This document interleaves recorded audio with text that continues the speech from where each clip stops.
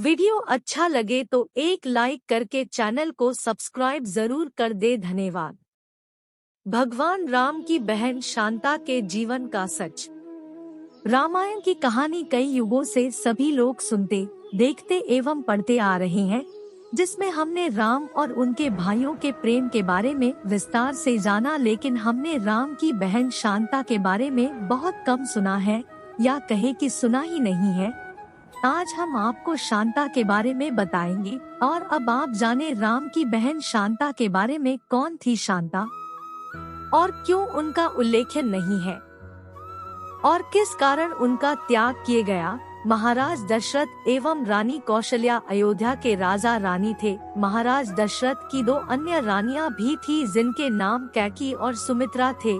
सभी जानते हैं कि इनके 4 पुत्र थे, राम, भरत, लक्ष्मण, शत्रुघ्न। लेकिन यह कम लोगों को पता है कि इन 4 पुत्रों के अलावा उनकी एक बड़ी बहन शांता भी थी। शांता कौशल्या माँ की पुत्री थी। शांता एक बहुत होनहार कन्या था। वो हर क्षेत्र में निपुण थी। उसे युद्ध कला, विज्ञान, साहित्य एवं पाक कला सभी का अनूठा ज्ञान था। अपने युद्ध कौशल से वह सदैव अपने पिता दशरथ को गौरवान्वित कर देती थी। एक दिन रानी कौशल्या की बहन रानी वर्षिणी अपने पति रोमपद के साथ अयोध्या आते हैं।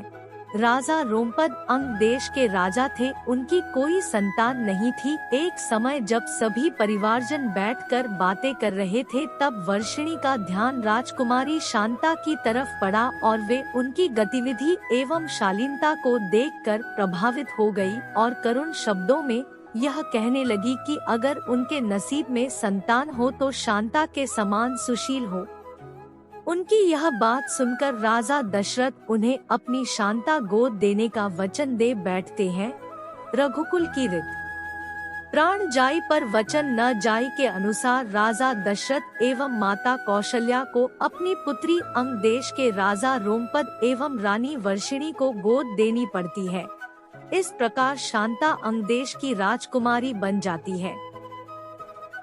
एक दिन अंगराज रोमपद अपनी गोद ली पुत्री शांता से विचार विमर्श कर रहे थे, तभी उनके दर पर एक ब्राह्मण याचक अपनी याचना लेकर आया। लेकिन रोमपद अपनी वार्ता में इतने व्यस्त थे कि उन्होंने ब्राह्मण की याचना सुनी ही नहीं और ब्राह्मण को बिना कुछ लिए खाली हाथ जाना पड़ा। यह बात देवताओं के राजा इंद्र को बहुत बुरी लगी और उन्होंने वरुण देवता को अंगदेश में बारिश न करने का हुक्म दिया। वरुण देवता ने यही किया और उस वर्ष अंगदेश में सूखा पड़ने से हाहाकार मच गया। इस समस्या से निजात पाने के लिए रोमपद ऋषि श्रृंग के पास जाते हैं और उनसे वर्षा की समस्या कहते हैं। तब ऋषि श्रृंग रोमपद को यज्ञ करने को कहते हैं। ऋषि श्रृंग के कहनुसार यज्ञ किया जाता है। पूरे विधान से संपन्न होने के बाद अंग देश में वर्षा होती है और सूखे की समस्या खत्म होती है। ऋषि श्रृंग से प्रसन्न होकर अंगराज रोमपद ने अपनी पुत्री शांता का विवाह ऋषि श्रृंग से कर दिया। शांता के बाद राजा दशरथ की कोई संतान नहीं थी। वो अपने वंश के लिए बहुत चिंतित थे। तब वे ऋषि श्रृंग के पास जाते हैं और उन्हें पुत्र कामाक्षी यज्ञ करने का आग्रह करते हैं। तब अयोध्या के पूर्व दिशा में एक स्थान पर राजा दशरथ के लिए पुत्र कामाक्षी यज्ञ किया जाता है। यह यज्ञ ऋषि श्रृंग के आश्रम में किया गया था। आज भी इस स्थान पर इनकी स्मृतियां हैं। इस यज्ञ के बाद प्रसाद के रूप में खीर रानी कौशल्या को दी जाती है, जिसे वे छोटी रानी कैकेयी से बांटती है। बाद में दोनों रानी अपने हिस्से में से एक हिस्सा सबसे छोटी रानी सुमित्रा को देती है, जिसके फलस्वरूप सुमित्रा को 2 पुत्र लक्ष्मण एवं शत्रुघ्न होते हैं और रानी कौशल्या को दशरथ के ज्येष्ठ पुत्र राम की माता बनने का सौभाग्य मिलता है एवं रानी कैकेयी को भरत की प्राप्ति होती है। इस प्रकार शांता के त्याग के बाद राजा दशरथ को 4 पुत्र प्राप्त होते हैं। पुत्री वियोग के कारण रानी कौशल्या एवं राजा दशरथ के मध्य मतभेद उत्पन्न हो जाता है। शांता के बारे में चारों राजकुमारों को कुछ ज्ञात नहीं होता, लेकिन समय के साथ वे माता कौशल्या के दुख को महसूस करने लगते हैं। तब राम कौशल्या से प्रश्न करते हैं। तब राम को अपनी ज्येष्ठ बहन शांता के बारे में पता चलता है और वे अपनी माँ को बहन शांता से मिलवाते हैं। इस प्रकार राम अपने माता पिता के बीच के मतभेद को दूर करते हैं। देवी शांता के बारे में वाल्मीकि रामायण में कोई उल्लेख नहीं मिलता, लेकिन दक्षिण के पुराणों में स्पष्ट रूप से शांता के चरित्र का वर्णन किया गया है। भारत के कुल्लू में श्रृंग ऋषि का मंदिर है एवं वहां से 60 किलोमीटर की दूरी पर देवी शांता का मंदिर है।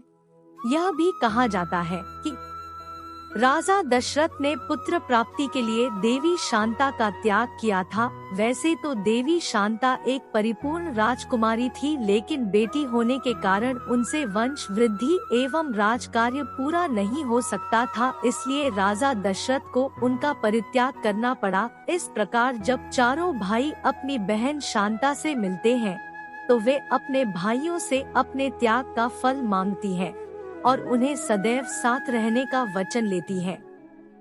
भाई अपनी बहन के त्याग को व्यर्थ नहीं जाने देते और जीवन भर एक दूसरे की परछाई बनकर रहते हैं। रामायण एक ऐसा ग्रंथ है जिसमें सभी रिश्तों की गहराई, मर्यादा एवं सबसे अधिक वचन पालन का महत्व बताया है। इस प्रकार रामायण से जुड़ी कहानियाँ हमें उचित मार्गदर्शन करती हैं, हमें रिश्तों की मर्यादा का भान कराती है। यह कहानियाँ आज के समय में संस्कारों का महत्व बताती हैं एवं व्यक्तित्व विकास में सहायक होती हैं। कई तरह की कहानियों का संग्रह किया गया है, जरूर पढ़ें। सवाल अच्छा लगा तो सब्सक्राइब जरूर कर दे। मिलते हैं अगले वीडियो में।